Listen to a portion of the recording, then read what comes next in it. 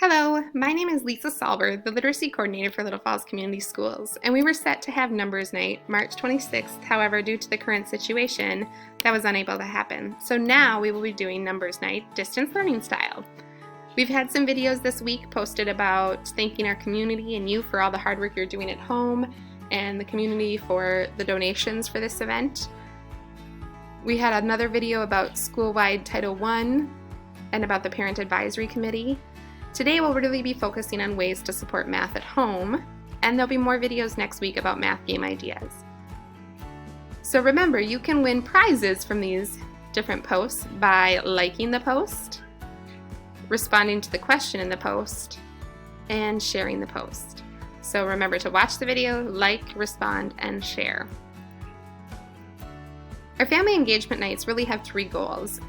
The first, to build relationship and partnerships with families. The second, to share ways to help support students at home. And the third, to create a parent advisory committee to continuously improve Title I. And today we'll really be focusing on that, share ways to support students at home. Excellence in education requires the input and dedication of the teacher, student, and parents. When one of the three fails to participate, the balance is thrown off and maximum results aren't met. So at school, we really work hard to model that love for learning and build that love for learning, but there's ways that we can support that at home as well. So reading to our children, reading aloud, listening to them read, playing with words, making words, writing stories, building vocabulary are all ways that we can help them become better readers and writers. But we can also support the math aspect. So math talks, card and dice games, creating math story problems and solving them together. Seeing numbers in groups, so if they see 5 teddy bears sitting on the table, they can say 5 without having to count them all. That's called subitizing. They can work on counting and skip counting, so counting by 2s, 5s, 7s, 10s. Being able to skip count also works on their number sense as well. So here are some other math activities. Guess my number. So I'm thinking of a number, and then they would have to guess, and you would say higher or lower, which again works on that number sense and knowing what numbers would be higher or lower.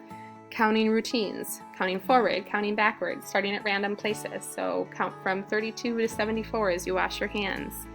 Writing numbers making numbers with your fingers, utilizing different manipulatives to make shapes or identifying shapes and seeing shapes and different things on the wall would be all ways to support math at home, and really making them game-like is going to help you and your child enjoy it even more.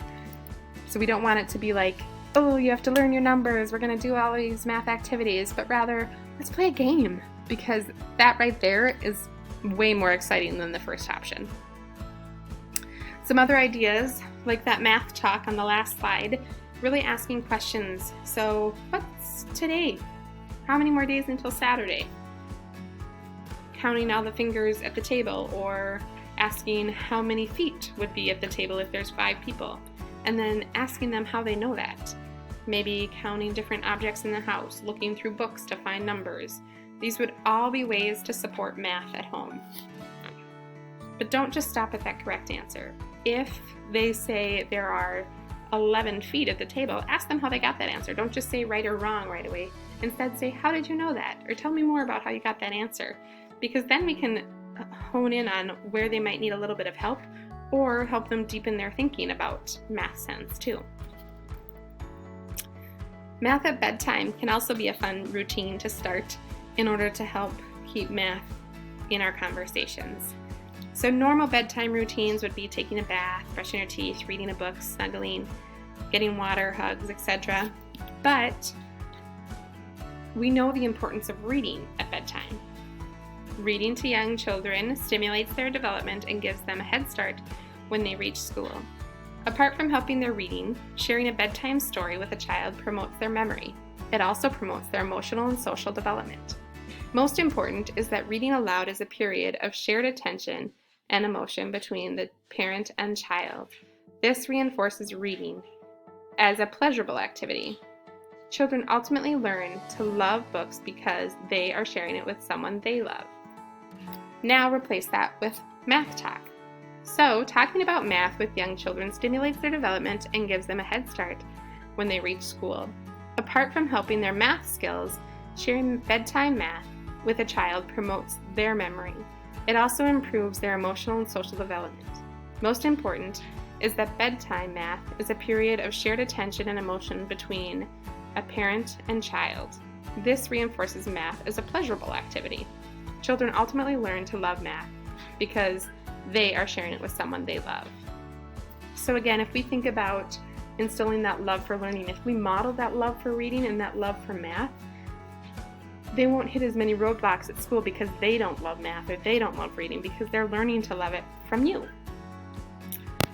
Ultimately, bedtime math has some of the same benefits that bedtime reading does. It's a way for you to connect with your child, making math a normal part of their routine. It's an enjoyable discussion together, and you're doing it together, so they're learning to love math because they're doing it with someone they love. Number talks comes back into play here, where you're really talking about things rather than just asking them to share facts that they've memorized. So here we're really focusing more on the understanding of the relationships that allow those rules and procedures to work than we are on the rules, procedures, and memorization.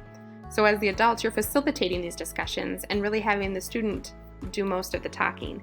So asking questions like, how do you know that? Or why is that your answer? Or what helped you come to that answer? And all of these things can be done without books. So if you're somewhere where you don't have a book with you, or if you're riding in the car, these would be great things to be doing to help support math at home. So again, thank you for all that you're doing to help your child reach new heights. It's not an easy time in education, but you're really blowing it out of the park. So thank you for all that you're doing. Let me know if you have any questions.